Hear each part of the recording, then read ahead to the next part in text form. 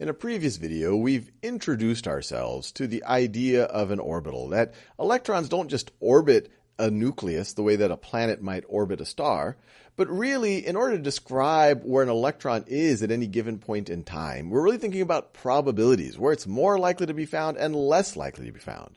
And an orbital is a description of that. Where is it more or less likely to be found? And this diagram shows us the types of orbitals which can be found in the various subshells which are found in the various shells.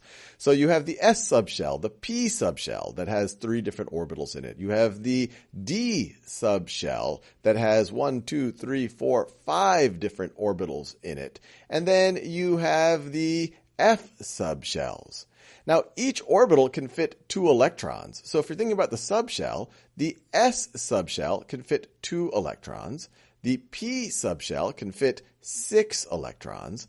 The D subshell can fit 10 electrons. And the F subshell can fit 14 electrons, 2 per orbital. Now, the goal of this video is to think about electron configurations for particular atoms. And to help us with that, we will look at a periodic table of elements. And so first, let's just think about the electron configuration of the simplest element. If we're talking about a neutral hydrogen atom, it has an atomic number of 1, which tells us that it has 1 proton. And if it's neutral, that means it has 1 electron. Now, where would that 1 electron be? Well, it would be in the lowest energy level, or the first shell. And that first shell has only 1 subshell in it. It only has 1 type of orbital. It only has an S subshell. And so that 1 electron in that neutral hydrogen atom would go over there. So we would say its electron configuration is 1s1. In the first shell, which is made up only of an S subshell, it has 1 electron. Now what happens if we go to helium? Well, a neutral helium atom is going to have 2 electrons. So instead of just having 1 electron in that first shell, we can fit up to 2 there. So its electron configuration would be 1s2. Now, what do you think is going to happen when we go to lithium? Well, lithium, a neutral lithium, will have 3 electrons in it. So the first 2 could go to the first energy level, the first shell. So the first 2 will go 1s2. And then the third electron is going to go into the second shell. And the subshell that's going to fill first is the S subshell. So then it'll go to the second shell and start filling up the S subshell. So notice, 2 electrons in the first shell and 1 electron in the second shell. Now what about beryllium? Well, that's going to look a lot like lithium, but now it has 4 electrons. So 2 of them are going to go into the first shell, 1s2, and then the next 2 are going to fill up the S subshell in the second shell. I know it's a bit of a mouthful. 2s2. Notice we have 4 total electrons, which would be the case in a neutral beryllium atom. But what about boron? Boron gets interesting. A neutral boron would have 5 electrons. So the first 2 are going to fill the first shell, 1s2.